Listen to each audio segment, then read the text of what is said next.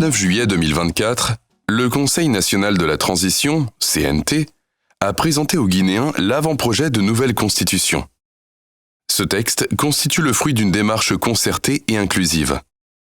Cette inclusivité se manifeste notamment par l'instauration d'un dialogue ouvert et permanent avec toutes les composantes de la nation. Cet avant-projet de nouvelle constitution est composé de 11 titres, 205 articles, et s'articule autour de 3 parties, précédés d'un préambule qui affirme et réaffirme l'attachement du peuple de Guinée à sa liberté, symbolisé par le non historique au référendum du 28 septembre 1958. Nous avons devant nous un premier et indispensable besoin, celui de notre dignité.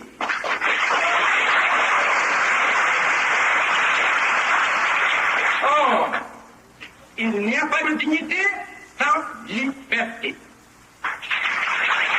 Car tout assujettissement, toute contrainte imposée et subie dégrade celui sur qui elle pèse, lui retire une part de sa qualité d'homme et en fait arbitrairement un être intérieur. Nous préférons la pauvreté dans la liberté à la richesse dans l'esclavage.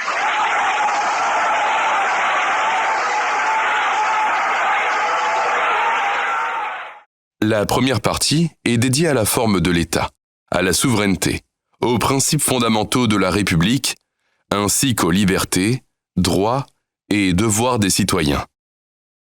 La deuxième partie définit et procède à la classification des institutions de la République. La troisième partie traite, entre autres, des dispositions spécifiques relatives à l'administration publique et à l'organisation territoriale.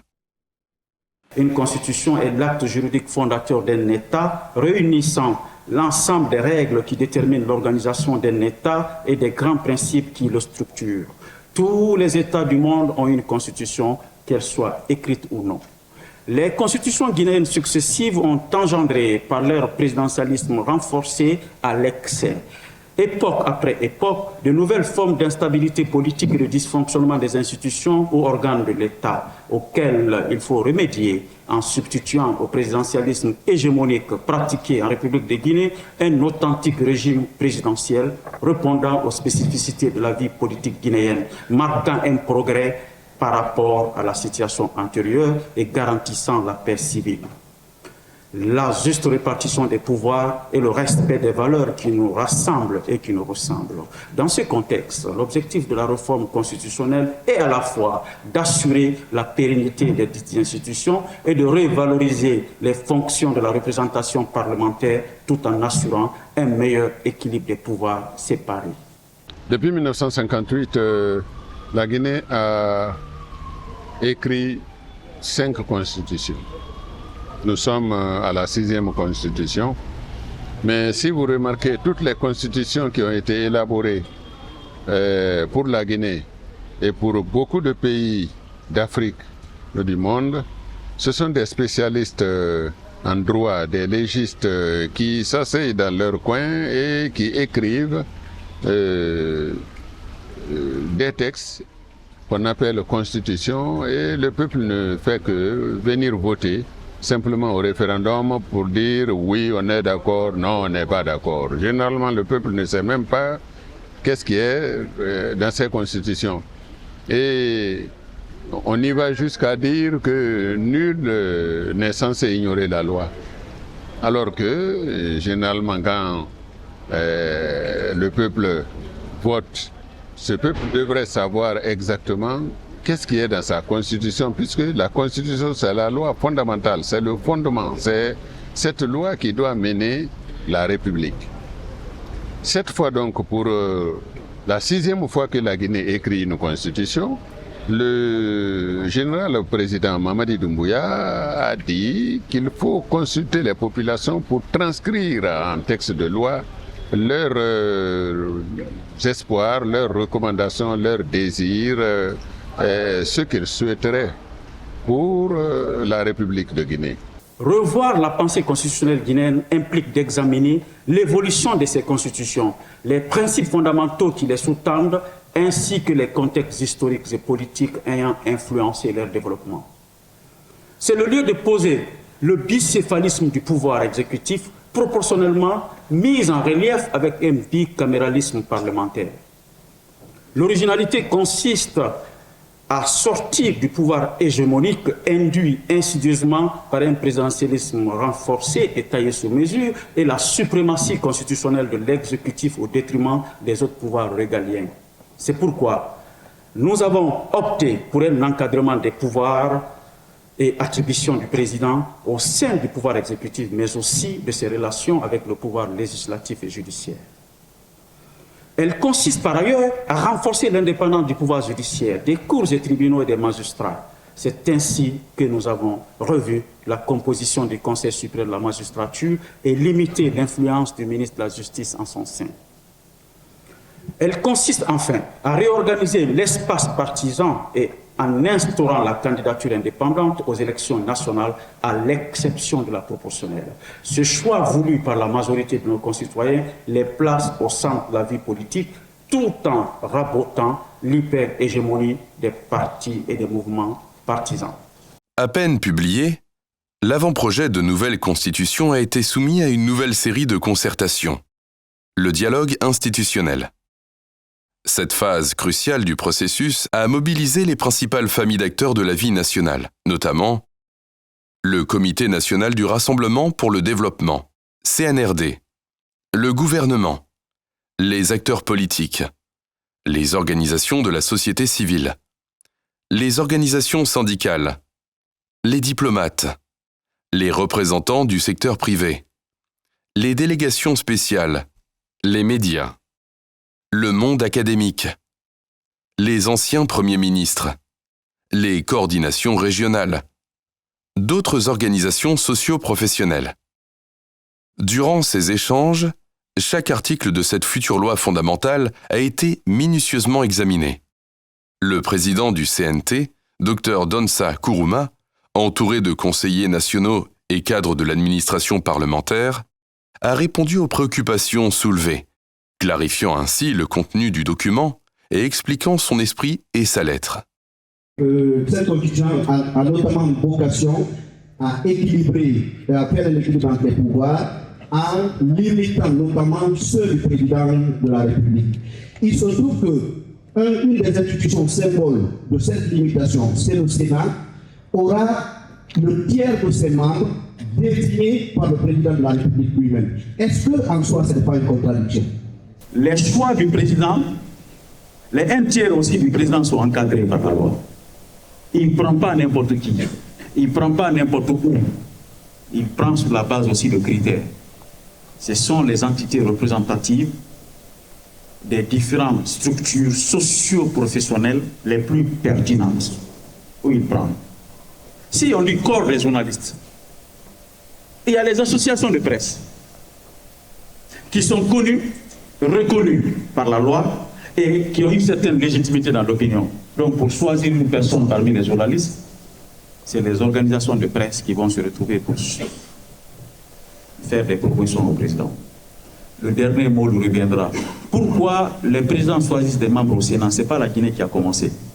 En Côte d'Ivoire, dans la plupart des pays où il y a le Sénat, cette faculté est donnée. C'est pour permettre d'équilibrer l'intérieur du Sénat, pour que les entités, l'élite la plus représentative, puissent se retrouver dans le Sénat pour rehausser le niveau. Donc c'est pourquoi on le fait. Mais les 2 tiers sont garantis. Et autre réalité, le Sénat ne doit pas être une structure qui doit être dans le dos du président. Ce n'est pas l'idée. C'est une structure composée de personnes d'une certaine honorabilité, d'une certaine expérience, d'une certaine prestige social, qui conseillent le président, qui apportent leur expertise au président dans la conduite des affaires de l'État. Mais ils décident ensemble. Qui sait que le tiers qui est proposé, ça ne peut pas tomber sur des gens qui vont se désolidariser de la décision du président au Sénat. On a vu dans les assemblées, parce que je vais vous dire, Maître Sanso, le verrou le plus important dans le Sénat, c'est qu'on ne peut pas le dissoudre.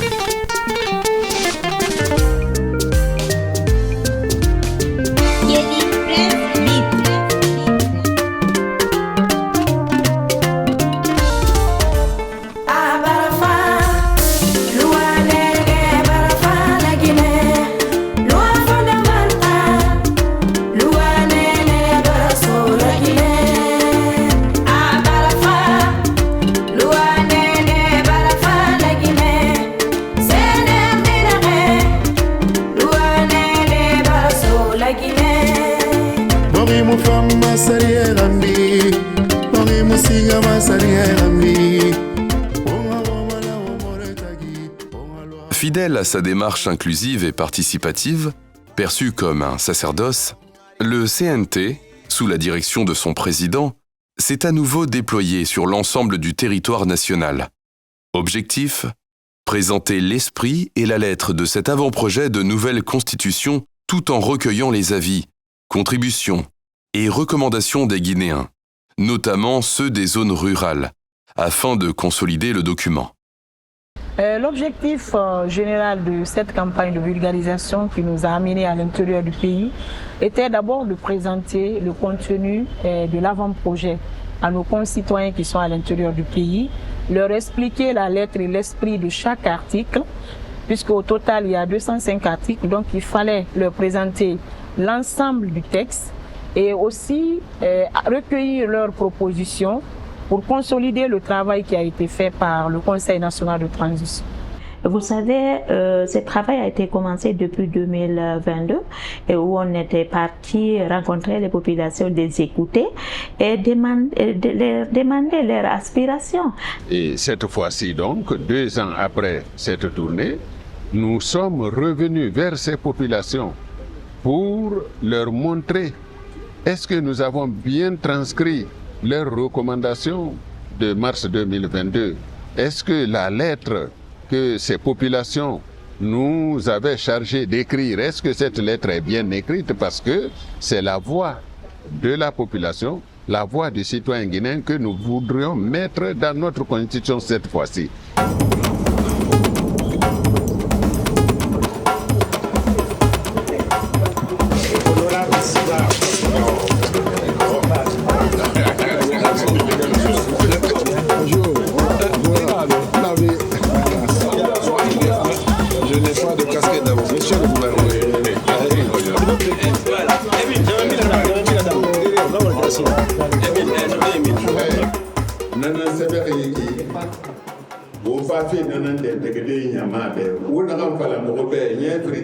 Est-ce que Nanan Sebere, Anamu Sebere, Monsieur Lamara Massara, Monsieur Lamara corrigé, ou Monsieur Samaro, Monsieur Bamara, ou Nayerene, Nanama, vulgarisation, appela ou Marie, Anum Falma photo, appela photo, Bill Naham Mema, alors qu'on a un pays bias, ou Bill Nangara, parce que Kanyama lama aluwa na kanye biasi muntana sebere la constitution nyama fi dibena ragadra donc me no ma touché parce que men ta ko le c'est la plus problème na ça agolombele a wote ve ta signature nanaki ma kuive kolombe e ga va mu anene na ra yitam fe nene na ra mo kenan be na khaiso yikui iso ri kolombe nan ku kha kana I kolombe nan kana ka mutana merbe mo arabile mena jamama Radio Rurale va être mise à profit pour que au dernier point nera kolom fasa kelima a délégation e fa fait et ma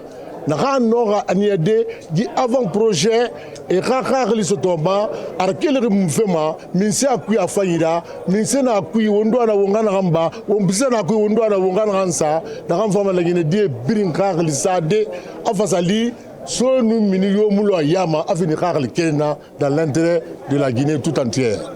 On est là pour discuter avec vous sur le programme qu'on va caler et vous aurez tous les détails relatifs au contenu de la Constitution, aux différents aspects de la Constitution, aux innovations qui sont contenues dans la Constitution. Ainsi, durant tout le mois de novembre, les vulgarisateurs ont parcouru les 4 régions naturelles du pays, les 33 préfectures et toutes les sous. Munis d'un plan opérationnel rigoureusement élaboré et engagés à informer les citoyens, les conseillers nationaux et les cadres de l'administration parlementaire déployés sur le terrain ont multiplié les contacts directs avec les différentes sensibilités de la société guinéenne. Par exemple, dans les établissements scolaires, les élèves et leurs encadreurs ont été sensibilisés sur le contenu du texte constitutionnel, tout comme les sages et religieux. Désormais, en République de Guinée, l'éducation est gratuite. L'éducation est gratuite. du primaire à l'université. Et ensuite, tous les élèves ou tous les enfants de la Guinée doivent être à l'école. Quand ils ont l'âge d'aller à l'école, aucun parent ne doit refuser les enfants d'aller à l'école. Et quand ils vont à l'école, on doit les maintenir à l'école, filles comme garçons. On ne va pas sortir une fille pour dire on va la donner en mariage ou pour quelque raison que ce soit, jusqu'à l'âge de 16 ans.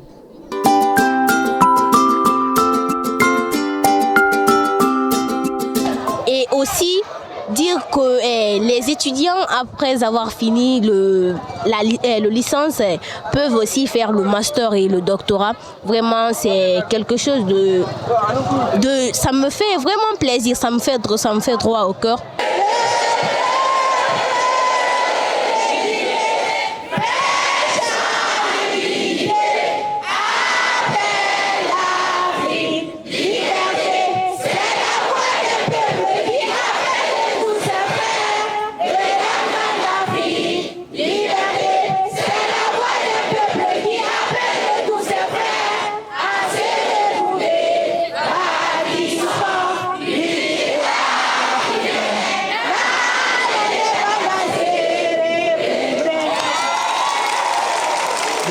Ceux qui veulent bien poursuivre les études universitaires pour être ingénieur, pour être médecin, pour être économiste, ils auront également la possibilité de poursuivre leurs études universitaires gratuitement, mais à condition qu'ils soient les meilleurs.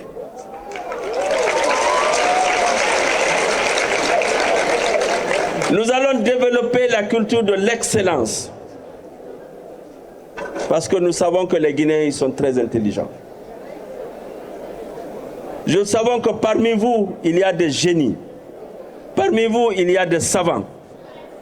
Parmi vous, il y a des enseignants, il y aura des professeurs. Donc nous allons faciliter cet enseignement à tout le monde pour donner la chance à tous les Guinéens d'accéder aux meilleures études, aux études supérieures, et en Guinée et au-delà.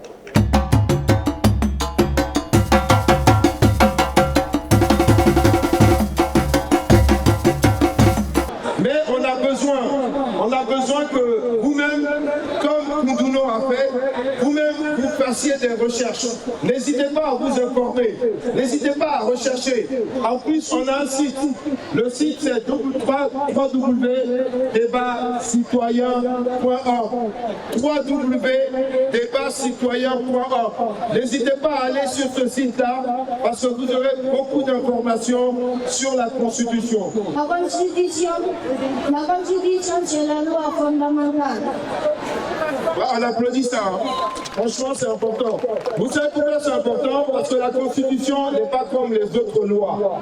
Tout à l'heure, quelqu'un a dit la Constitution, c'est les lois. Ce n'est pas toutes les lois. C'est la loi, comment? Fondamentale. C'est la loi fondamentale.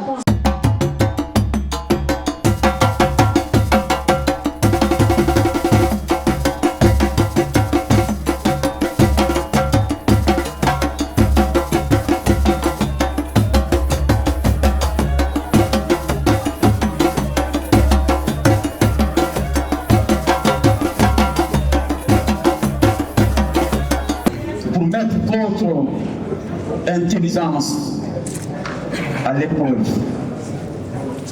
Vous présentez la loi suprême de la Guinée, cette loi qui va organiser la vie sociale, la vie politique, la vie économique et tous les trois en emphase avec nos réalités socio-culturelles. On va vous présenter la Constitution en 30 questions fondamentales. Et chaque question a une réponse. Et les réponses vont vous édifier pour savoir que ce qu'on est en train de proposer pour la Guinée aujourd'hui, c'est pour la Guinée et pour tous les Guinéens. Je prends deux intervenants. Qu'est-ce qu'une constitution? La constitution, je dirais la constitution, c'est l'ensemble des règles et des principes établis dans un document pour régir une nation ou un pays. Un livre qui porte même le nom de la Constitution. Des règles qui viennent des compétences, qui viennent des cadres compétents, qui sont écrits et qui régissent la vie en société. Amma ta sakke torum ɗo ko Guinée en fof manditani kañum président Dansa Kuruma ɗurle kadi si innama coordination ji ɗin ko ɗi nayyi ko région kala no mari coordination ɓiɓɓe mum no telen Conakry toon ɗin coordination ji tati noon kadi ko coordination goto Fouta ɗo nde woɓɓe fuɗɗino wi'ude coordination goo ɗiɗo koyni nono woni no woniri noon goto Guinée base cote forêt no coordination goto Fouta kadi si Fouta lancike kanko ko lancani mo haray Fouta kadi ko coordination goto ɗuɗɗiɗen mawɓe Fouta no taski woni Conakry woni kañum nulalngol ɓe futtina ɓe no hoolori mo kanko tawi mo yoni hoolorde ko danko e ko futtina Fouta no dankori ndiya hedditi. Les autorités locales, les cadres des services déconcentrés et décentralisés, ainsi que les forces de défense et de sécurité, ont également été impliqués. L'esprit et la lettre de l'avant-projet leur ont été expliqués par l'équipe de vulgarisation du CNT.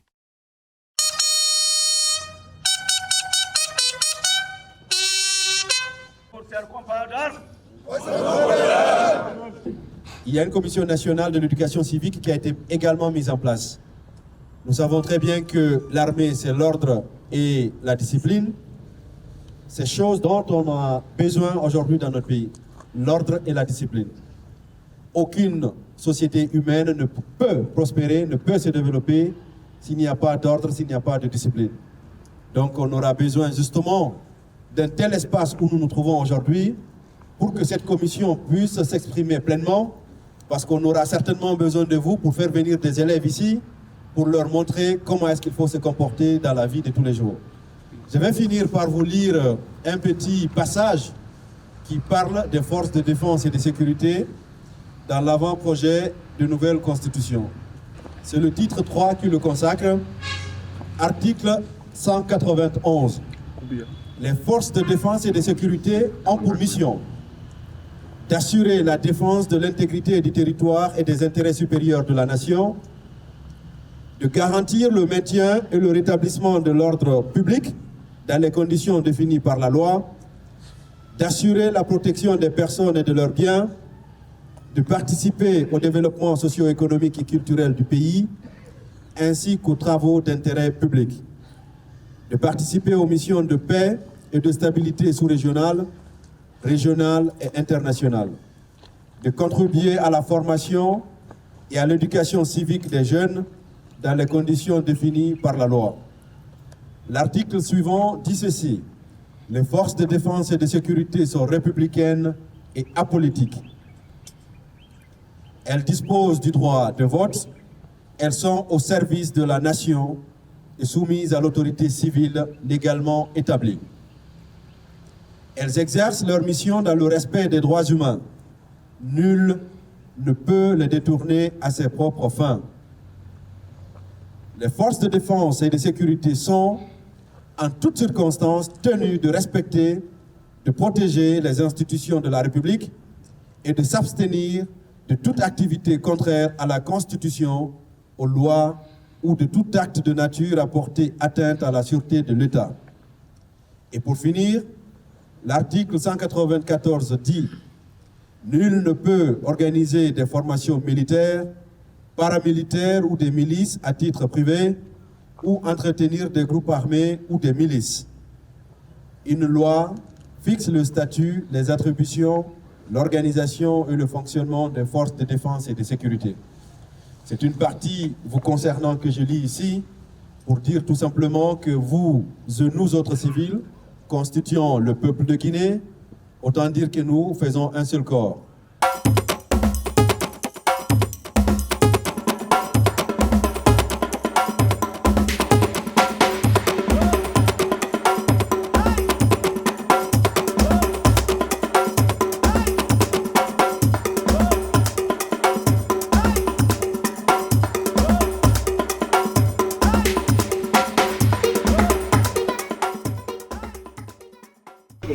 C'est une première en Guinée que vraiment une telle mission sort pour acquérir, n'est-ce pas, les avis de la population.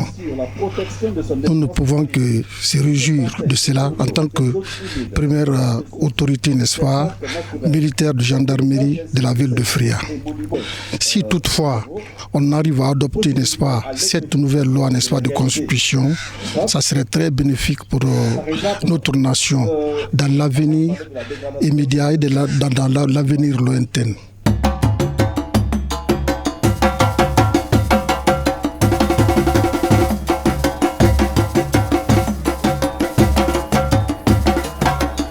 Parmi les innovations saluées par les populations figurent la mise en place d'une commission nationale de développement, la création d'un Sénat pour renforcer le rôle du Parlement, l'instauration de la candidature indépendante à toutes les élections, l'introduction de la couverture santé universelle, la gratuité de l'enseignement jusqu'à l'université et obligation de scolarisation des enfants jusqu'à 16 ans, le droit de pétition permettant aux citoyens de participer à la prise de décision, la reconnaissance des avantages aux anciens présidents de la République et aux cadres de l'État, le verrouillage en 14 points pour garantir la stabilité de la Constitution, la période de sûreté de 30 ans avant toute révision constitutionnelle, la saisine directe de la Cour constitutionnelle par tout citoyen, la création de la Cour spéciale de justice de la République, la valorisation des langues nationales à travers leur enseignement obligatoire, l'harmonisation des valeurs républicaines et traditionnelles, la représentation garantie des Guinéens de l'étranger au Parlement, le contrôle des acquisitions de terres agricoles par des entreprises étrangères. Alors, les innovations, officiellement, c'est 28. Il y a même beaucoup plus que 28 en réalité. Mais dans le document, c'est 28 innovations. Et ces innovations-là sont très importantes parce que c'est des choses qui n'existaient pas dans le passé ou qui existaient de manière très, très éphémère ou très parcellaire. Et là, nous sommes entrés dans les détails, notamment la question de l'éducation, qui est une question centrale quand même en Guinée. C'est vrai que ça existait déjà, l'école obligatoire jusqu'à l'âge de 16 ans. Mais dans l'article 20 qui parle de la nécessité de l'éducation, on ne dit pas simplement que l'école est obligatoire. On dit aussi que l'État garantit aussi un budget adéquat pour l'éducation. Nous disons aussi dans cette constitution-là, en termes d'innovation importante, que la formation professionnelle est importante, que les stages sont importants. Et ça, les populations ont aimé cela. Donc la candidature indépendante, c'est ça la base. C'est permettre aux citoyens qui le souhaitent, si demain vous avez envie d'être maire de votre commune, vous avez le droit de vous présenter même si vous n'êtes pas soutenu par un parti, si les habitants de votre commune vous choisissent. Si demain vous voulez être député de votre préfecture, si les habitants de la préfecture vous choisissent, vous avez le droit de le faire. Si demain vous avez envie d'être président de la République, évidemment, là aussi, vous avez le droit de le faire, même si vous n'avez pas de parti. Évidemment, on va encadrer ça. Il y aura quelques conditions quand même, notamment le parrainage. Ça, ce n'est pas dans la Constitution. On ne peut pas tout mettre dans la Constitution, mais on met dans la Constitution la possibilité que chaque citoyen guinéen a la possibilité d'être candidat à toutes les élections, locales comme nationales. En particulier à Mamou, les populations ont salué l'innovation liée à la gratuité de l'éducation pour nos enfants en âge d'aller à l'école jusqu'à 16 ans, mais aussi l'innovation qui concerne cette fois-ci à garantir les droits politiques de la femme, notamment la participation à travers la candidature indépendante, mais aussi les personnes vivant avec un handicap, la prise en charge aussi des personnes de troisième âge sont entre autres beaucoup de choses qu'ils ont aimées. La candidature indépendante d'ailleurs, ils en ont parlé régulièrement.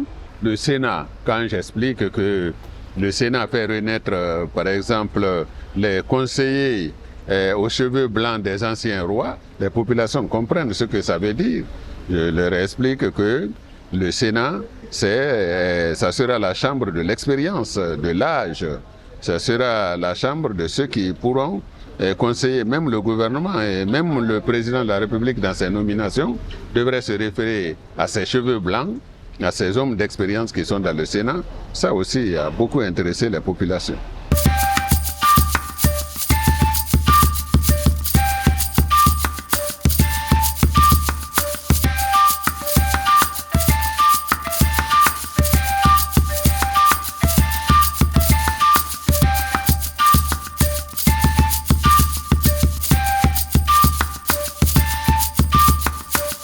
Donc, à Koubia, les populations sont massivement sorties pour écouter les émissaires du CNT. Ils ont surtout, ces citoyens de Koubia, apprécié les innovations contenues dans l'avant-projet. Quand je prends la question de la candidature indépendante, la question de l'inclusion des personnes porteuses de handicap, la question du Sénat et la question surtout de la gratuité de l'éducation, voici des sujets qui ont focalisé, n'est-ce pas, l'attention des citoyens de Koubia. En première position, nous avons l'instauration du Sénat, la deuxième chambre. Là, ils ont posé beaucoup de questions par rapport au mode de nomination des sénateurs, le mode de désignation des sénateurs, au mode d'élection. Ensuite, il y a eu l'innovation par rapport aux personnes handicapées, qui a retenu l'attention des gens. L'innovation par rapport à la couverture sanitaire universelle. Et une autre innovation relative à la candidature indépendante. Là aussi, les gens ont posé suffisamment de questions, suffisamment alors de questions par rapport à la candidature indépendante.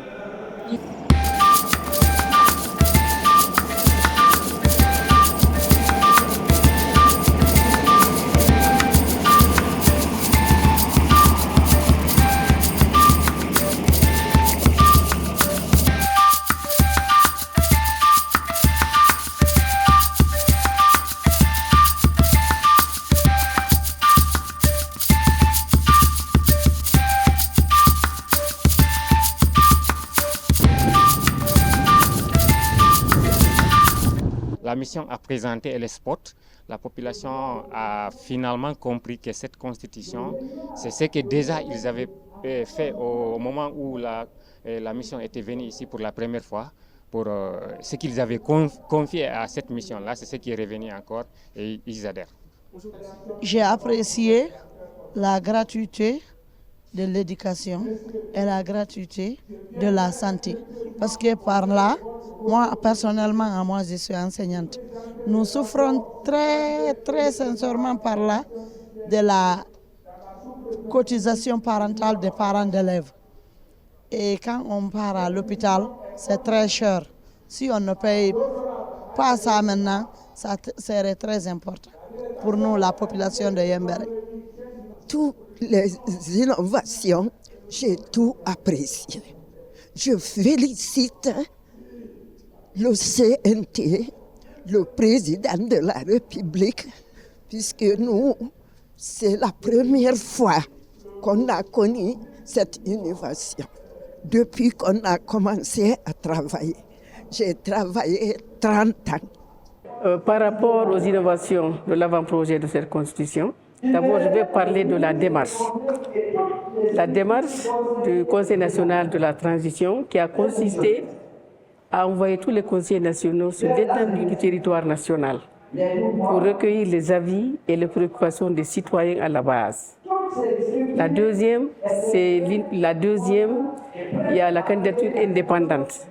Il y a la santé universelle pour tout le monde. Il y a l'éducation obligatoire pour les enfants jusqu'à 16 ans. Il y a l'accompagnement, il y a le verrouillage. On dit que cette constitution va tenir pendant 30 ans. Ça veut dire que c'est une constitution qui contient des éléments vraiment importants qui retiennent l'attention de la population de Mali. C'est la candidature indépendante. Parce qu'à l'époque, on disait, tant que vous n'appartenez pas à un parti politique, vous ne pouvez pas poser votre candidature. Ça, c'est l'une des premières innovations. Ensuite, l'âge étant limité jusqu'à 80 ans, je pense que ça aussi, c'est tout à fait normal. La création du Sénat aussi est une bonne chose. Et donc désormais, avec la consécration du Sénat, qui mettait un accent sur des citoyens guinéens compétents, des citoyens guinéens capables, qui sont mûrs de par leur âge, qui sont matures, qui sont sages, donc ils ont apprécié ça parce qu'ils voyaient là, bien entendu, un moyen par lequel non seulement notre institution parlementaire allait se stabiliser, mais un moyen par lequel effectivement les sages allaient faire leur entrée et diminuer les scissions et les extrémismes auxquels on a l'habitude d'assister dans les relations inter-États, dans les relations interinstitutionnelles. Dans la Constitution, que l'enseignement est gratuit pour les élèves de 6 ans à 16 ans et pour les étudiants performants, c'est également une innovation. C'est également une innovation que nous apprécions. Vous savez, dans la pratique, l'enseignement c'est gratuit. Puisque moi qui vous parle comme ça là, moi je n'ai pas payé. Je pense que j'ai payé le prix scolaire, mais du scolaire jusqu'à l'universitaire, je n'ai rien payé. Dans la pratique, ça existait. Mais c'est la première fois, à la République de Guinée, qu'un texte constitutionnel décide de dire clairement que l'enseignement désormais est gratuit. Et le fait aussi également de dire que tous les cycles de l'enseignement supérieur sont ouverts désormais aux citoyens. Donc, voyant par là la possibilité ou le privilège de ne plus être écarté demain après-demain du fait qu'on n'ait pas les moyens. Donc ça, c'est un point qui les a extrêmement soulagés, qui les a extrêmement plu. Je me rappelle à notre temps, parce que nous on a étudié au temps de Sékou Touré, du premier régime. Donc à notre temps, c'était également la gratuité. Depuis la première année jusqu'à l'université, tout était gratuit. Les tenues, on nous donnait gratuitement les tenues, les bics, les cahiers, toutes les fournitures de bureau, tout ce qu'on avait besoin au niveau de l'éducation, on nous donnait ça de façon gratuite. Donc, si cela revient, vraiment, avec cette nouvelle législature, je crois que c'est une très bonne chose que nous apprécions et que nous allons soutenir.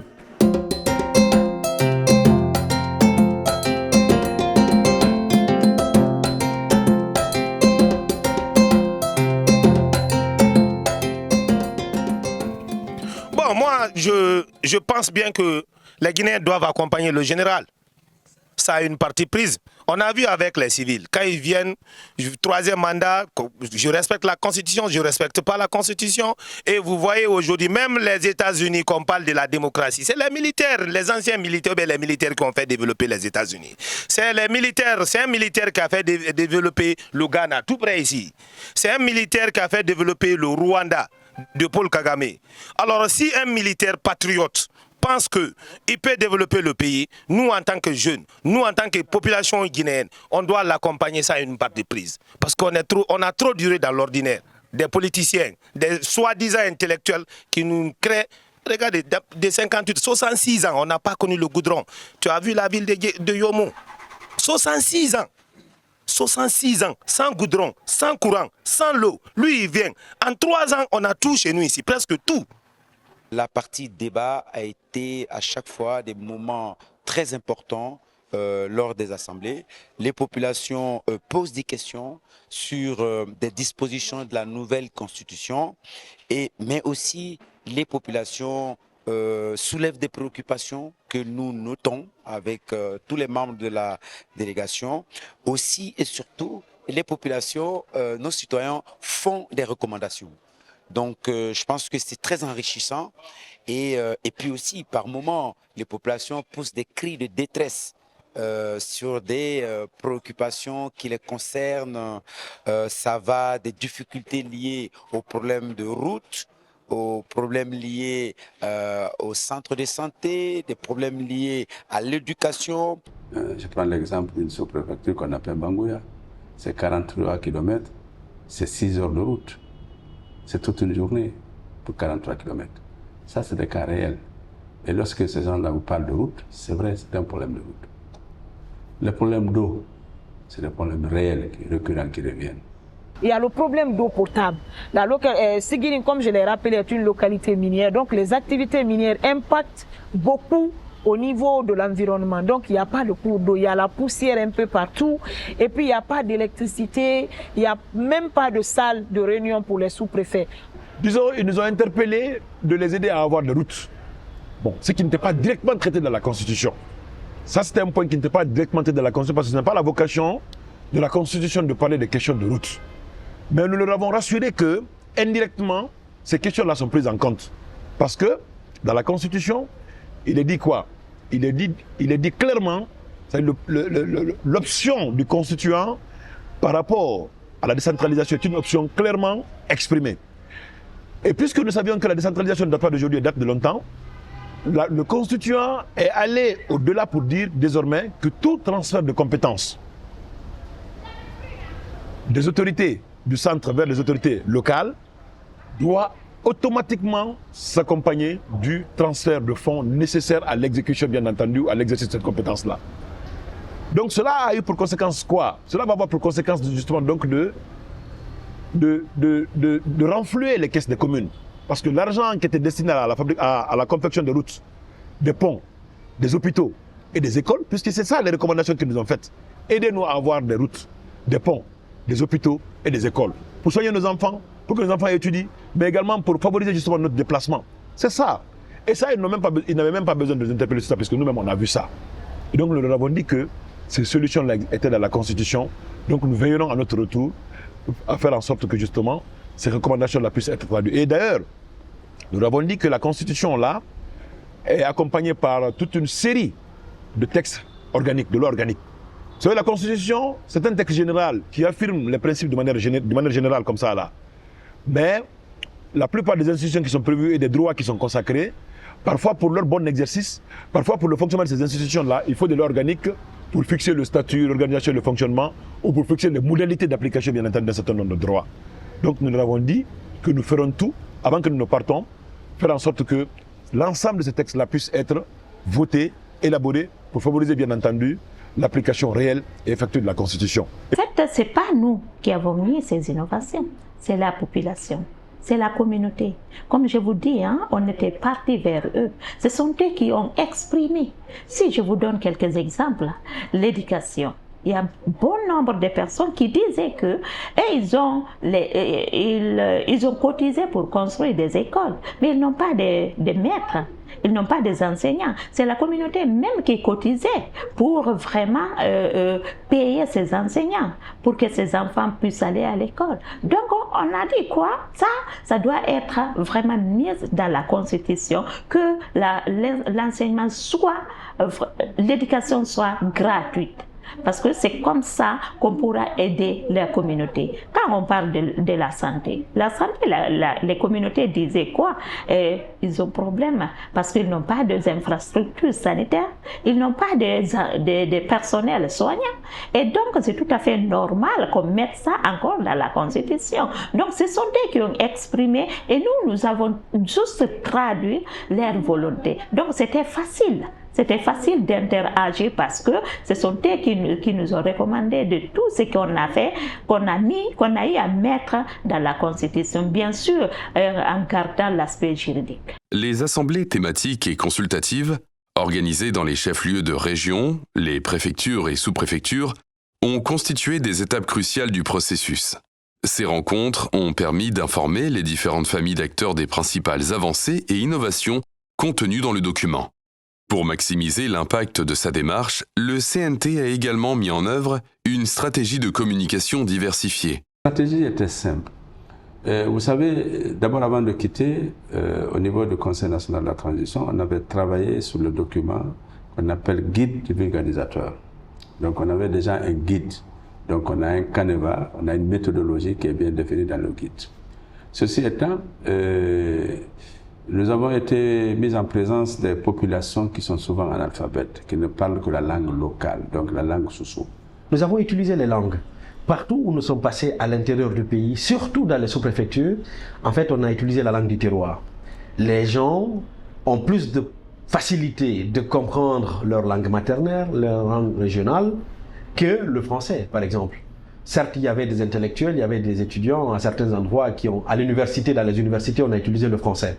Mais toutes les assemblées consultatives sous-préfectorales, c'est les langues, nos langues régionales que nous avons utilisées, chose qui a permis à nos concitoyens quand même de saisir la quintessence de ce qui a été dit justement dans la sensibilisation, dans la présentation de l'avant-projet. Donc, nous avons candidature indépendante en cas de possible. Abra ina la kumaro fana ba bi amba politique kenyara be ni le ya fe ka jamana marabi Kaké Mansa de la Guinée, député Kundala, maire Kundala, président de la République Kundala, Kofoye la parti politique de l'Egufaro, Owidi. Après nous avons parlé à quoi c'est Tamala Kibé, sous-préfet Sari Essa, dit fauteuil n'a gagné, mais de Sagama. Sari n'a gagné. Alors Sari n'a gagné, sous-préfet Yat de Roma. A sous-préfet à Mangué de Roma, n'a fatal niveau qui va donc Sari n'a constitution. Mais aussi nous avons organisé des tables rondes, hein, il faut le rappeler. Dans toutes les préfectures, il y a eu des tables rondes. Et dans ces tables rondes-là, ce sont les langues du terroir aussi qui ont été utilisées, qui ont été usitées pour faire comprendre aux gens le contenu de l'avant-projet. Dans les 4 régions naturelles, dans les chefs-lieux de régions naturelles de notre pays, nous avons fait des émissions avec la RTG. La RTG a déployé des réalisateurs dans les chefs-lieux de région naturelle. Donc là aussi, on a pris le soin de faire en sorte qu'il y ait un juriste local qui s'exprime dans la langue de la région, plus un membre du CNT qui s'est exprimé en français, d'autres en langue.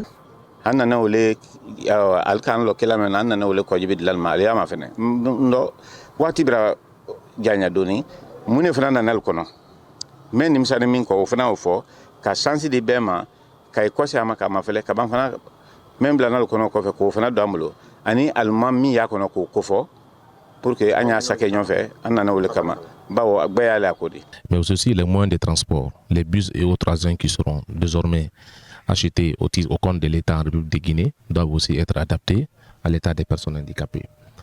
Et l'article 28 de la Constitution, vous vous rendrez compte aussi, cet article traite la question des personnes âgées. Parce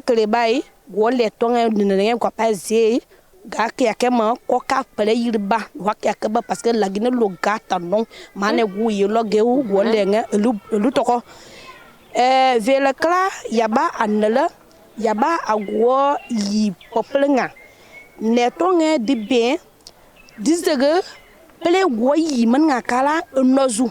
L'avant-projet étant écrit, aujourd'hui nous sommes à Labé, d'autres sont à Zérékoré, à Cancan.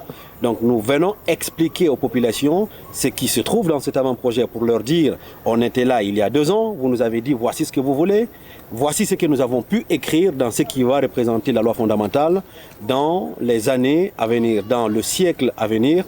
Donc on a besoin de vos rétroactions, on a besoin de vos contributions pour parfaire ce travail-là parce que seul le travail divin, le travail de Dieu est parfait. Nous sommes des humains, nous n'avons pas cette prétention de nous égaler à qui que ce soit. Donc notre travail mérite d'être regardé à la loupe et nous avons besoin des retours des populations pour parfaire ce travail afin que cet avant-projet aujourd'hui devienne le projet de constitution demain qui sera soumis au référendum. Donc il faut saluer ici la proactivité, l'intégrité, mais aussi le patriotisme justement du président de l'organe législatif de la transition qui a voulu mettre en place une campagne de vulgarisation en mettant l'accent de manière singulière sur justement les médias de proximité qui parlent à nos concitoyens.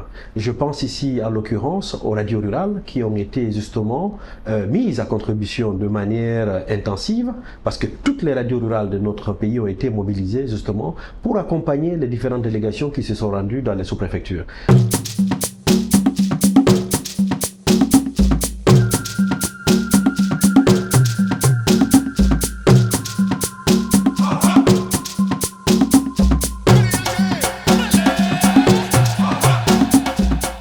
En plus de ce qui a été préalablement défini, nous sommes venus régulièrement à travers les médias. Nous avons fait une synergie avec la radio rurale et la radio fraternité qui couvre les 13 sous-préfectures. Alors, chaque soir, on venait à la radio pour faire le point de la situation. Par exemple, les 4 jours que nous avons fait à Mamou, où nous avons rencontré les différents acteurs, les familles d'acteurs. Nous avons expliqué les résultats attendus et nous avons aussi mis à contribution les sonorisations mobiles à travers la ville de Mamou, mais dans les 13 sous-préfectures, où les relais communautaires ont servi de base pour nous, pour faciliter ce travail. Ça a permis, par exemple, d'assurer mieux une grande mobilisation des populations, parce que une fois nous sommes à la radio le soir, et les sous-préfectures savaient déjà Et demain, nous serons à Concouré, par exemple, et la mobilisation de Concouré était relayée le soir. Teguéréa se préparait, Tolo se préparait, donc du coup, ça a permis de créer une émulation, une compétition entre les sous-préfectures. C'est pourquoi à Mamou, encore une fois, la mobilisation a été historique. À côté des radios rurales, le président du CNT a bien voulu prendre sur lui pour mettre en place 4 missions de communication en provenance du Conseil national de la transition. On a envoyé une équipe à Moyenne-Guinée, une équipe en Guinée forestière, une autre en Basse-Côte et une autre en Haute-Guinée.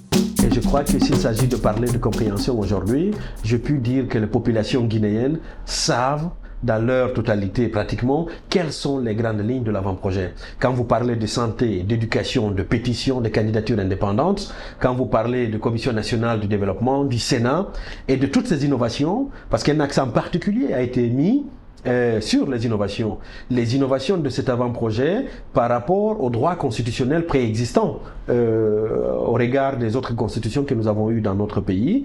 On a mis l'accent sur les innovations. Et ça, la communication est massivement passée dessus. Et aujourd'hui encore, vous êtes un artisan concernant les dessins animés. Et vous savez très bien que les dessins animés ont été faits en français, mais aussi traduits dans les principales langues de notre pays. En Guérzé, en Kissi, en Toma, en Pulaar, en Soussou et en Manika.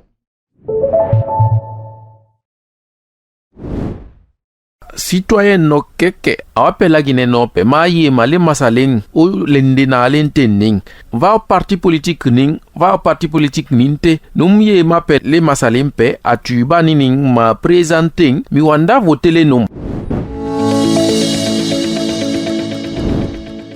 bon manga dizi gbanye ya dakama sena gaba a parlement hunwa duhui rekla d'après ma diyiwa di nyena berope dakla ele yebo amahege.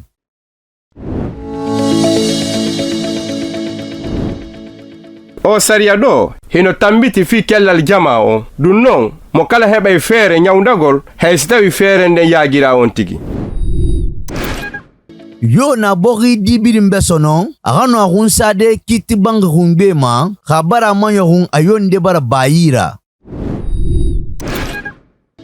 mansa kodolu jo makandanen fanan ale sariya bugu banyin kono fenfe natre ndal tumbra mansa ke kodoma feradi dama kala dunyarate toke gusu sumado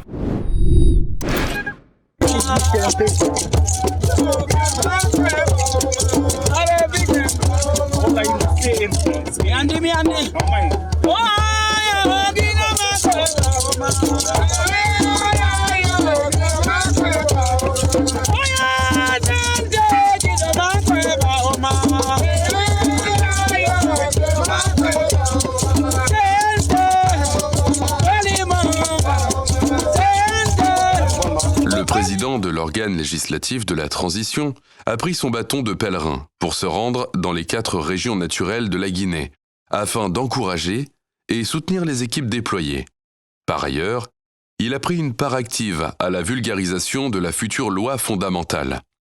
Que ce soit à Zérékoré, à Labé, à Cancan ou à Boké, les populations se sont massivement mobilisées pour réserver un accueil chaleureux au président de l'organe législatif de la transition et sa délégation.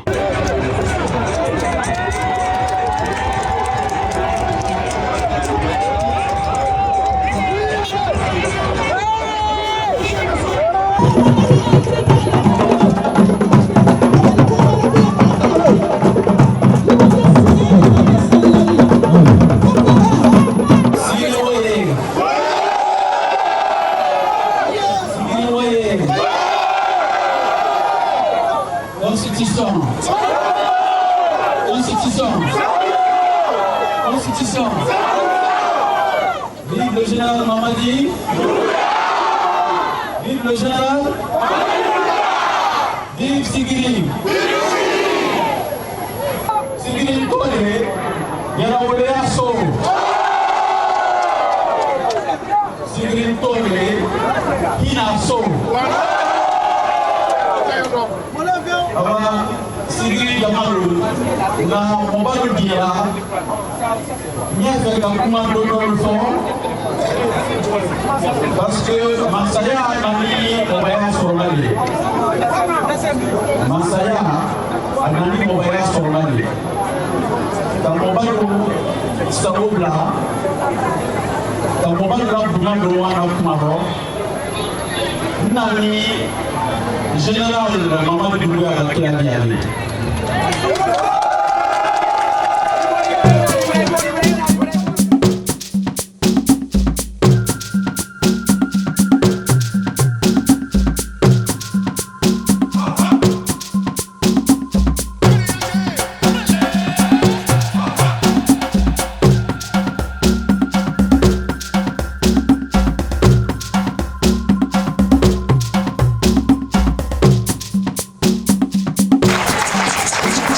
Sinon, en forêt, il y a ce qu'on appelle Konkoy Touregbeli.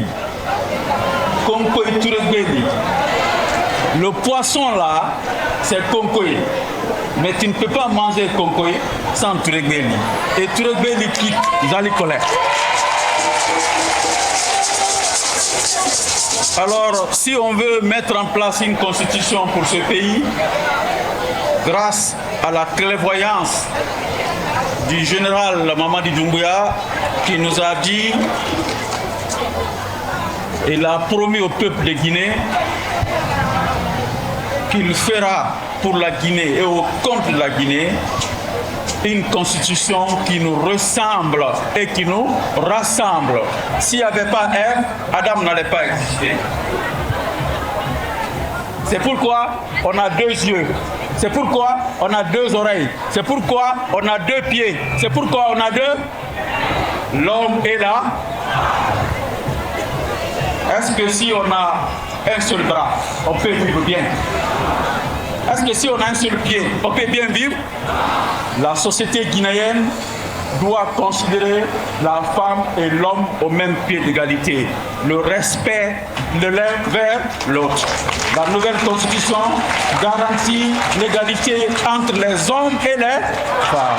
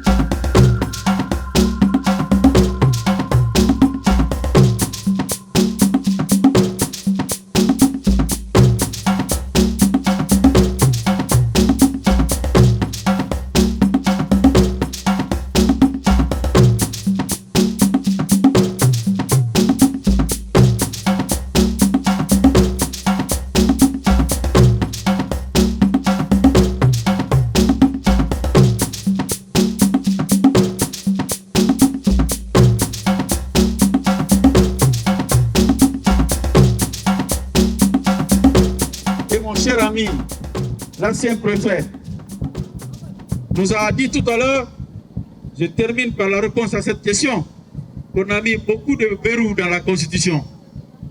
Mais est-ce que les hommes qui viendront vont respecter ces verrous-là? C'est pas ça la question? Est-ce que c'est ça la question? est-ce qu'ils ne vont pas modifier la Constitution? Est-ce qu'ils ne vont pas, au lieu de dire réviser, ils vont dire ben, on change de Constitution pour avoir une nouvelle Constitution et mettre le compteur à 0, n'est-ce pas? Alors, honorable population de l'Abbé, la nouvelle Constitution ne permet pas le compteur à 0. Ce n'est pas possible. Dans la nouvelle Constitution, écoutez-moi très bien, il y a 14 étapes à franchir pour réviser la Constitution. 14 étapes.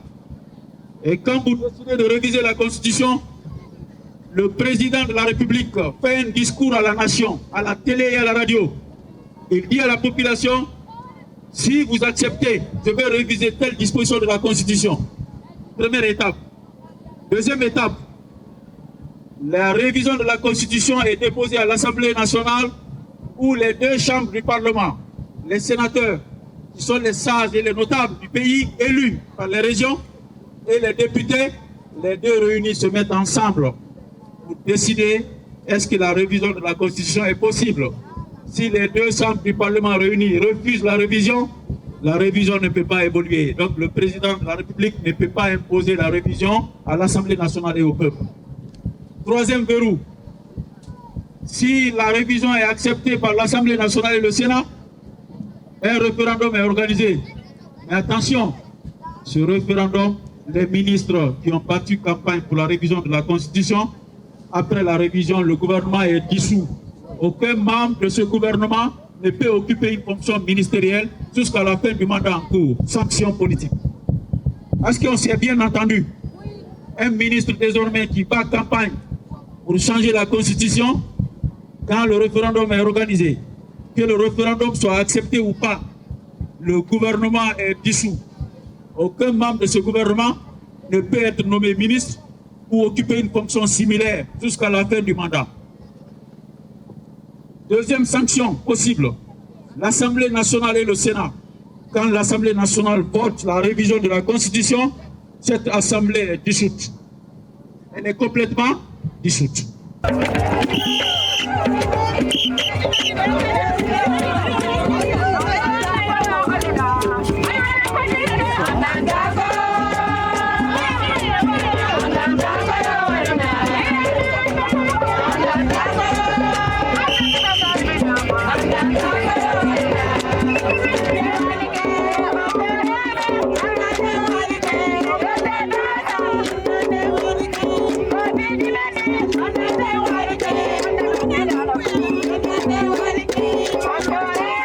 La Constitution garantit aux personnes âgées le bien-être et la protection sociale.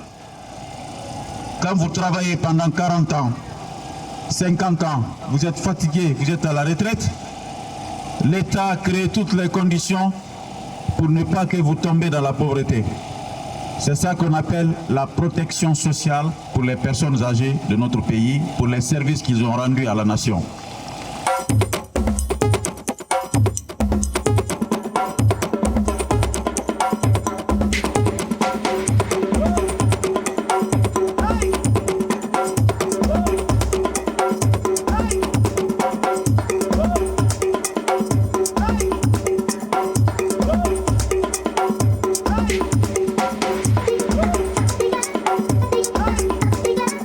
Ce qu'on fait pour toi, sans toi et contre toi.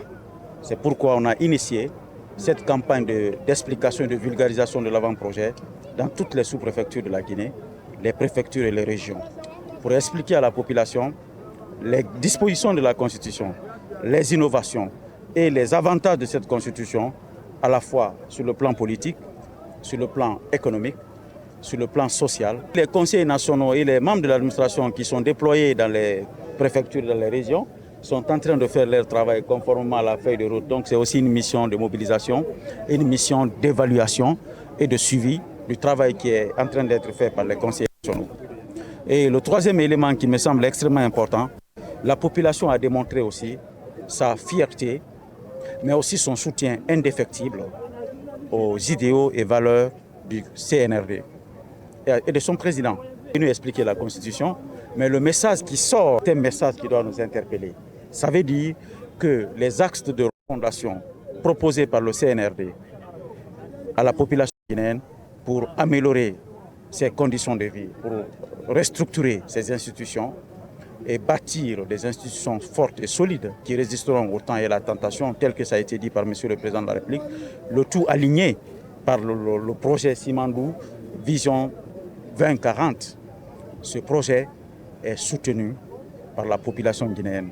Partout où nous sommes passés, malgré le temps d'attente, les populations guinéennes, la foule, les Guinéens de tous les âges, de toutes les catégories, se sont mobilisés massivement. En témoigne ce que nous avons vu aujourd'hui à Boké.